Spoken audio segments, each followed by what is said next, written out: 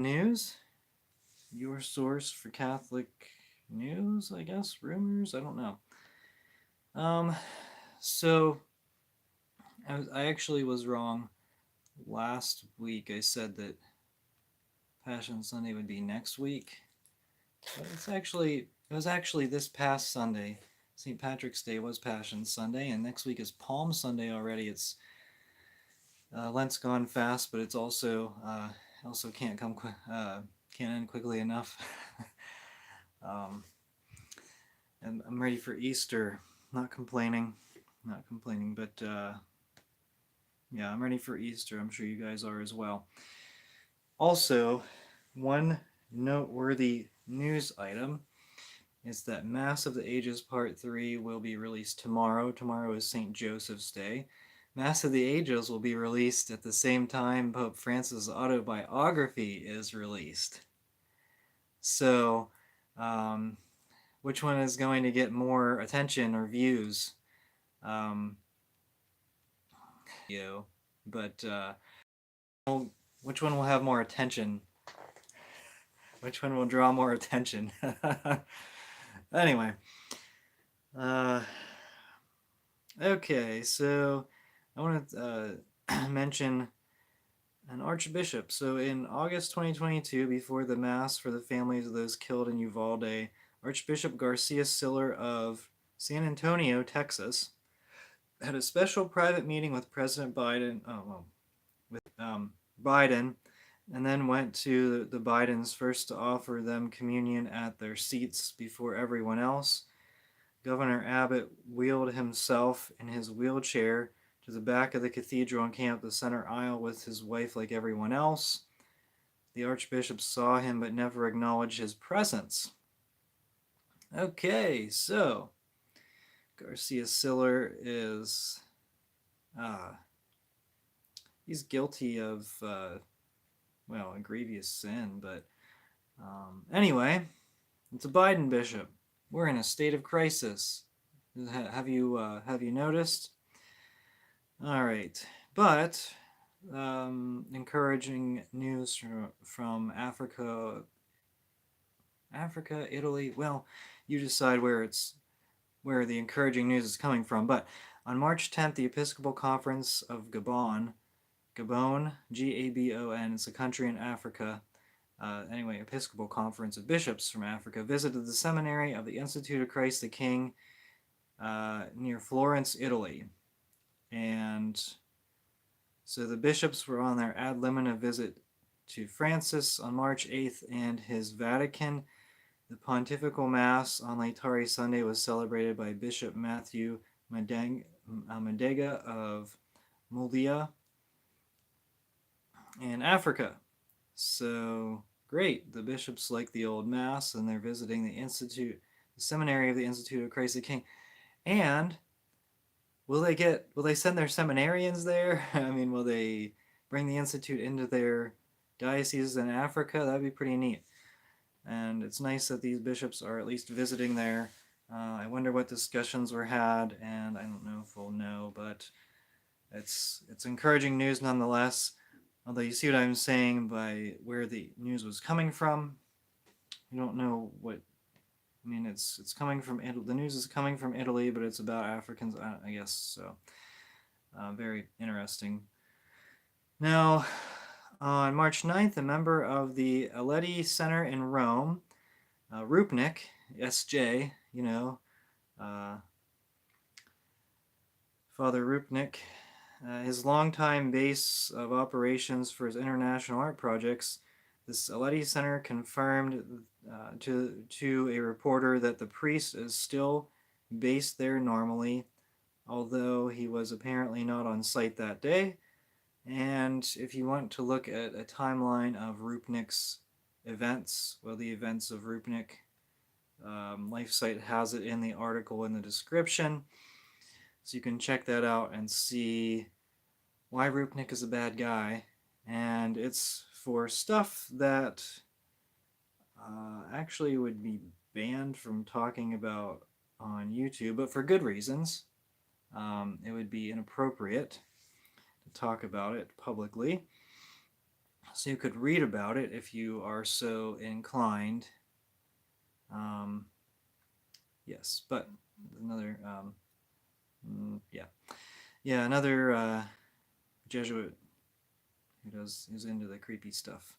Okay, well, it's beyond creepy, but um, can't really say much else about that without getting, uh, yes, it's without getting a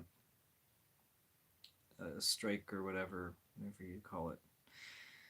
Anyway, let's move on. In a surprise move on March 14th, Francis accepted the resignation of Monsignor Declan Lang, age 73, who was Bishop of Clifton, England. For the past 23 years, Monsignor Lang became infamous after Traditionis Custodes for being the only diocese in the country where the traditional mass was completely banned.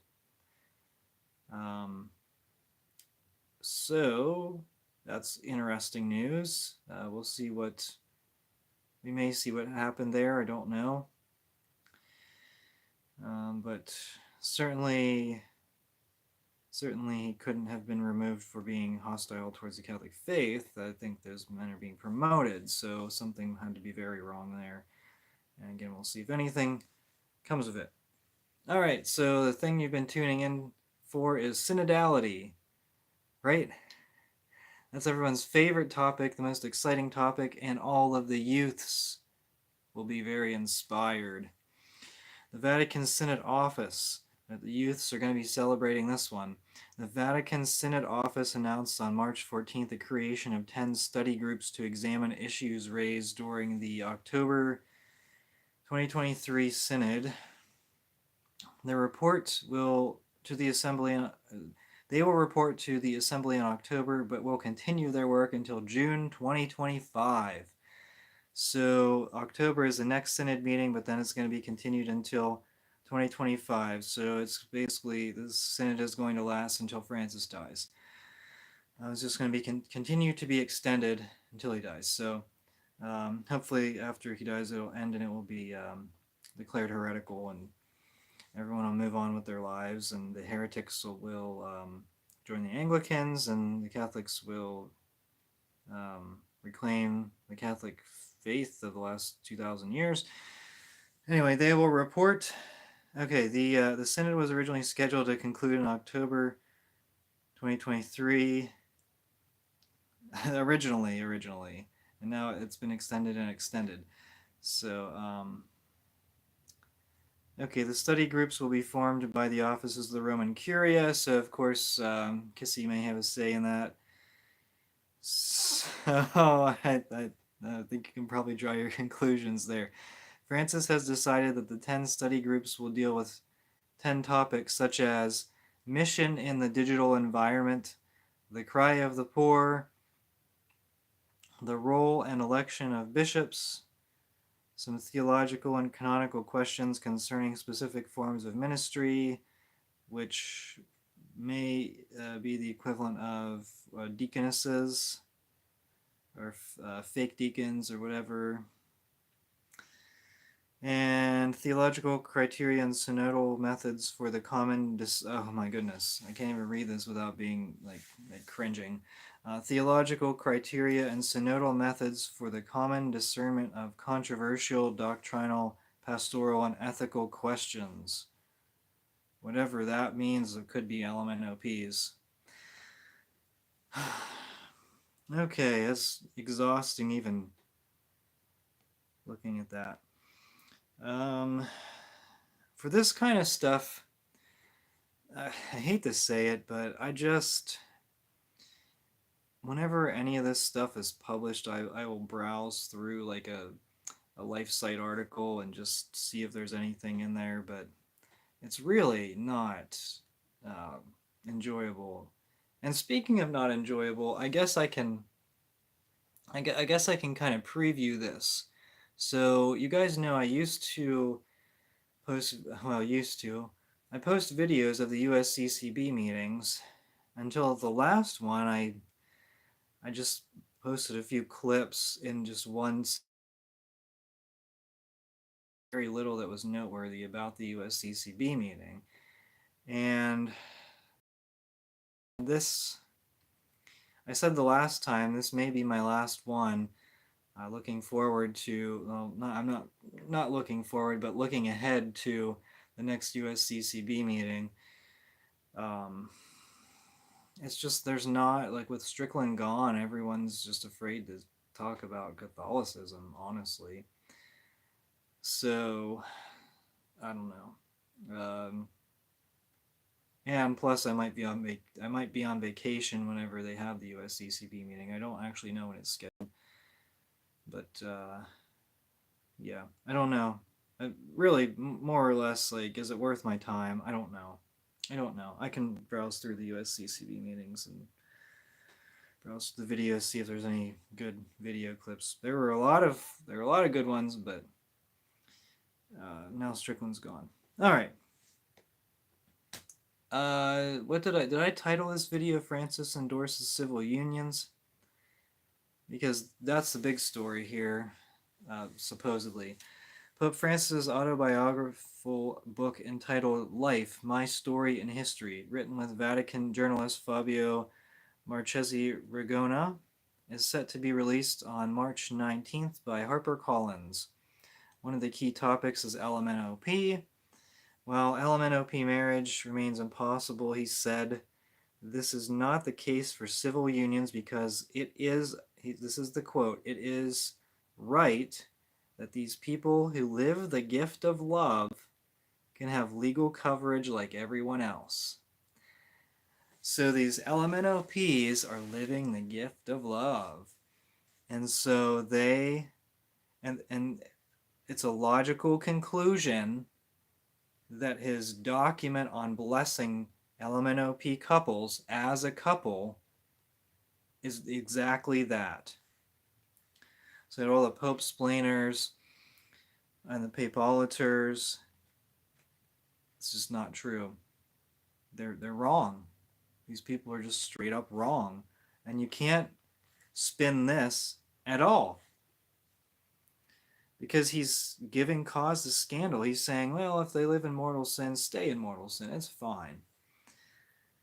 Has a pope ever justified mortal sin? Pope Francis, okay, so this is from the Vatican News website, Vatican Propaganda News website. As in other moments, Pope Francis' words are an encouragement to make people who are often marginalized within the church feel at home. And the quote from him is, especially those who have received baptism and are in all respects part of the people of God, and those who have not received baptism and wish to receive it or wish to act welcomed. Those who wish to act as godfathers or God, that's probably in regards to those who are gender confused. I would imagine those who have not received baptism and wish to receive it. And certainly the people who have lived a lifestyle contradictory to the Catholic faith and reason, contradictory to reason and the Catholic faith, either or, both and, right, whatever you call it, both contradictory to reason and contradictory to the Catholic faith. Anyway, if they wish to, if they, change their mind and decide that their lifestyle is not compatible with reason or the Catholic faith, and they wish to join the Catholic faith, they're certainly welcome. But it looks as though Francis is just digging in.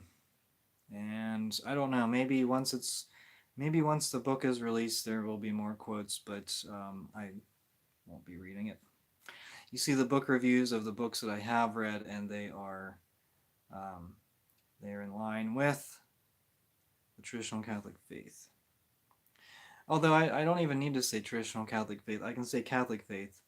And if the books written after Vatican II are not in line with the Catholic faith, then that's that. I mean, what good is the imprimatur anymore, honestly?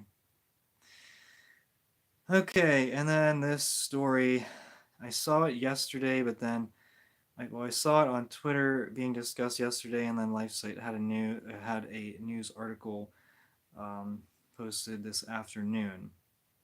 So, all right. So Biden invited a bunch of people to a St. Patrick's Day brunch at the White House.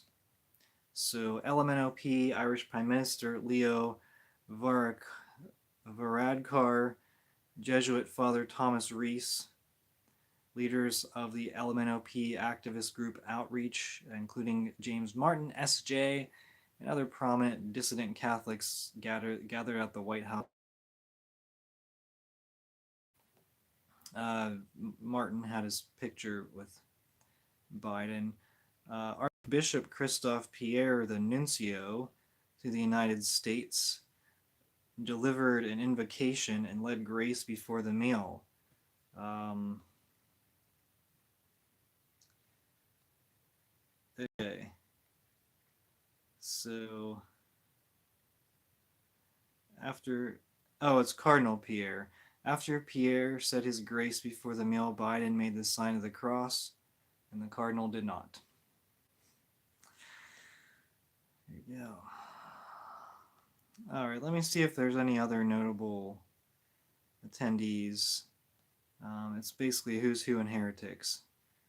Um, Definitely some heretical news organizations.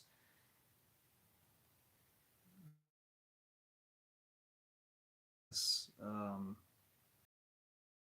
Christopher Hale, who was a former executive director of the George Soros funded Catholics and Alliance for the Common Good, was also there. Um, okay. Oh, and they played On Eagle's Wings for Biden. Yay. Well, the Kennedy family, which is connected to Ireland, was there, including Robert Kennedy. Oh, with Robert Kennedy. No, Robert Kennedy was notably absent from a family photo. Okay. Um, he has been denied. As he requested Secret Service protection, had been denied. Oh my goodness. Okay. So I was just kind of reading through this article. It was like a late breaking story, so just kind of scanning it, and you saw my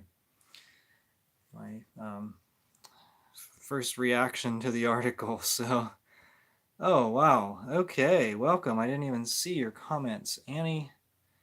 Francis is a communist. We need a Catholic Pope. It is a scandal to permit these fake Catholic politicians, especially Biden, to receive Holy Communion.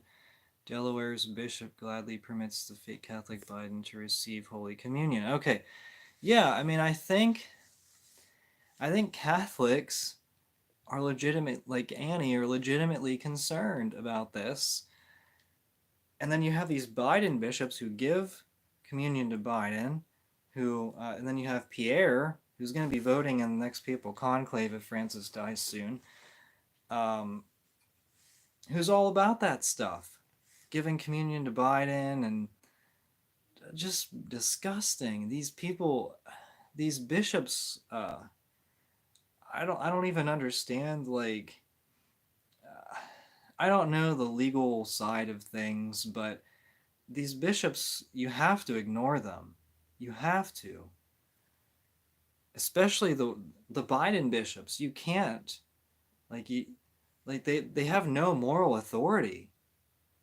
They don't. They've renounced their moral authority by supporting this mortal sin.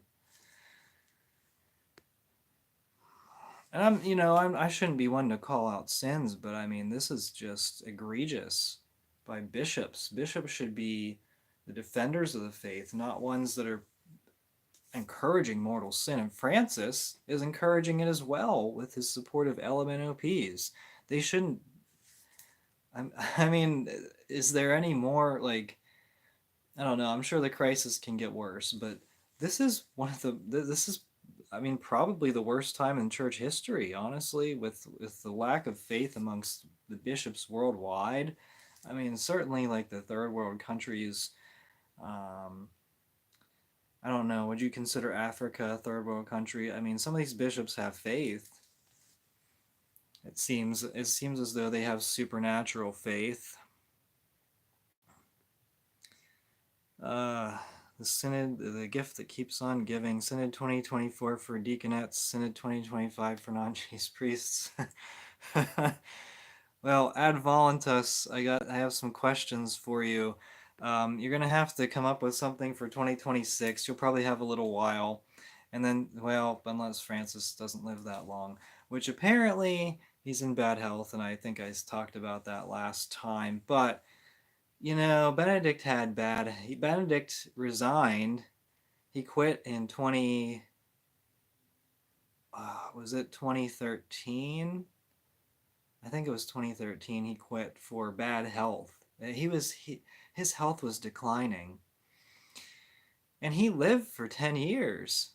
So, what does bad health mean? Yeah, Francis is not able to do much, and um, but neither was Benedict, and he quit.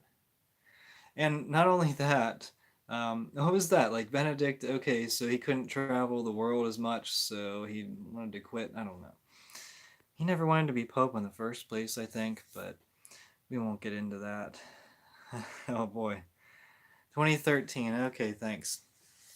I was right. Not always right though, especially when it comes to Passion Sunday. I was wrong, but have enjoyed wearing my green. Oh, I can't even say that word. Um,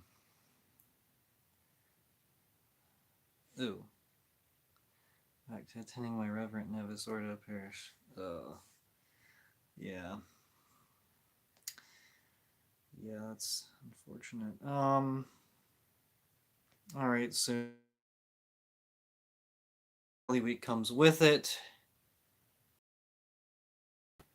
There's not much to it. I guess not a lot of places have pre 55 Holy Week. I think the Institute of Christ the King churches have pre 55, but some of them make some compromises on some of the prayers. I think I might just leave it at that, and you can search for yourself. I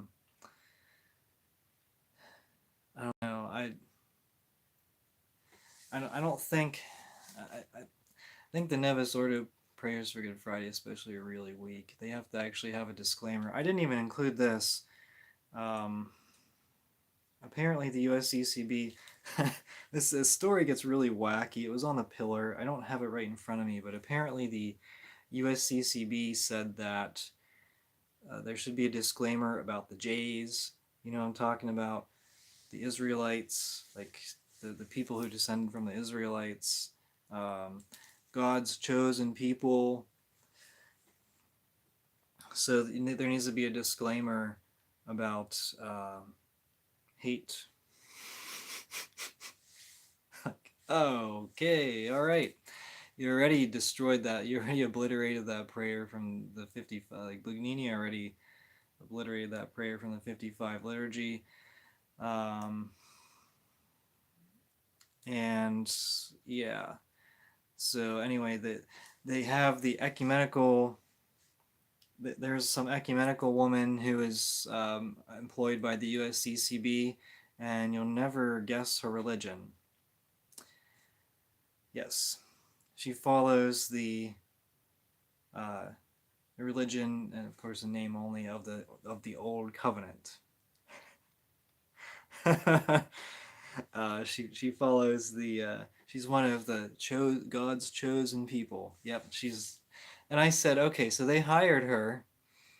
I couldn't even believe this when I heard it. Like the USCCB hires someone who's not a Catholic. Yeah, they do. It's a woman who's of that religion, of course, obviously.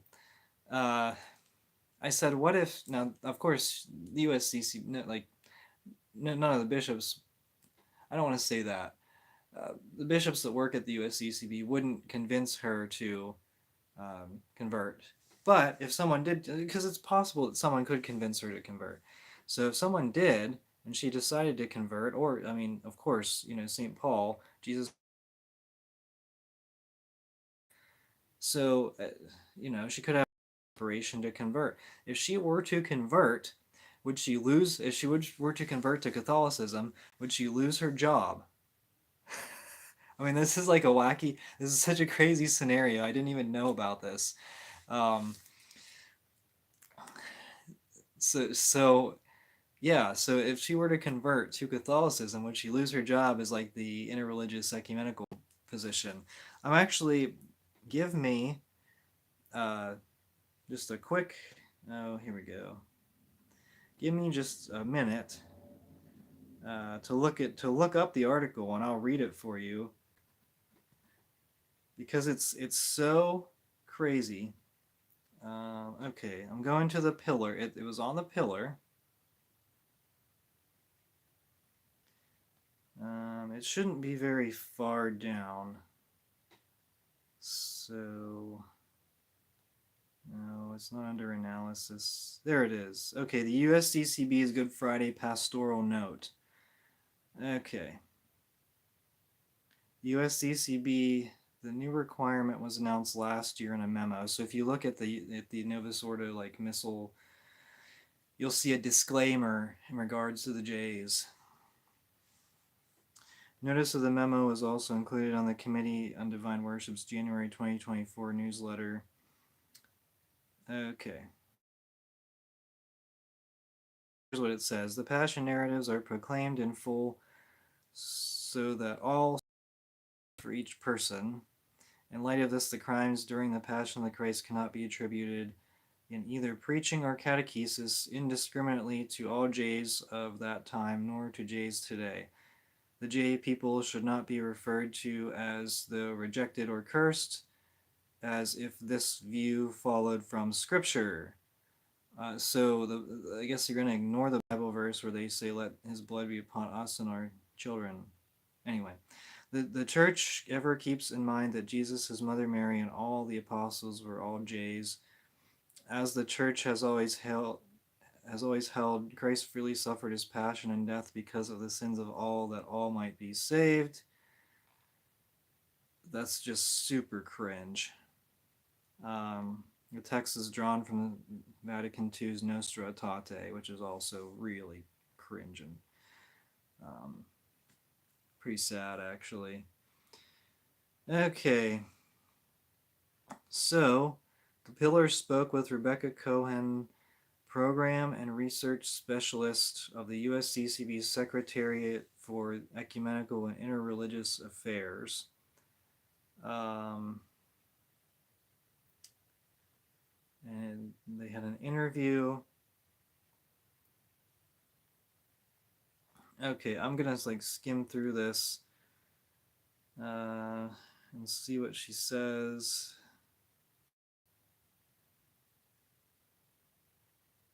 I don't know. Where does it say about her religion? It doesn't actually say. I was hoping that it would say that she is not Catholic. All right. Well, I guess it's hard to do. It's hard to do research live on air. All right. I'll just research her name and then we'll be done with it. But I think you get the idea. It's on the Pillar. You can read this article on the Pillar.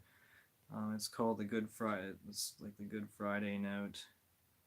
And I'm just going to do one last research here. There we go. Oh, here we go. That's easy. That's nice. No. It doesn't say. It's just a lot of stuff. Filmmakers.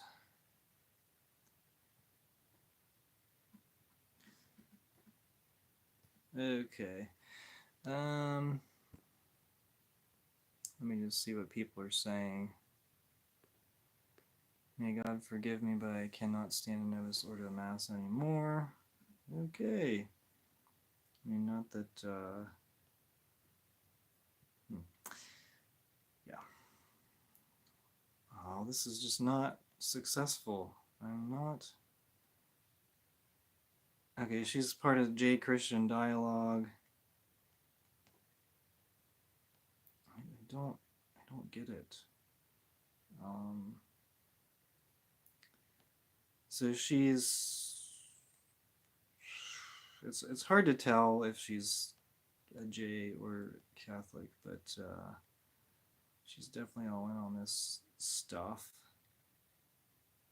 Anyway, okay. I don't know. Maybe I'm wrong. Maybe I am wrong. USCCB is a joke. Okay, I could be wrong. I don't know. I don't know what her religion is. She could be Catholic and just really likes the J, like really likes talking about the Jays. I don't know.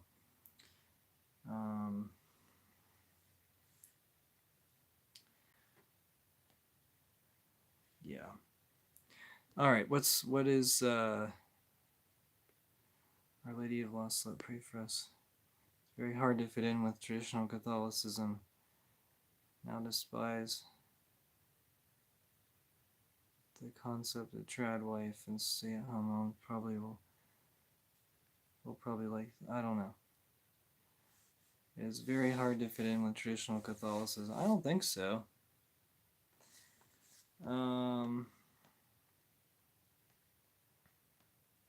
Okay. Yeah, I can't find it. I cannot find the answer to my question here. So, anyway, all right. I'm just gonna that'll be it. Okay. Thank you so much for watching. Until next time, we are the laity, and we will not be silent.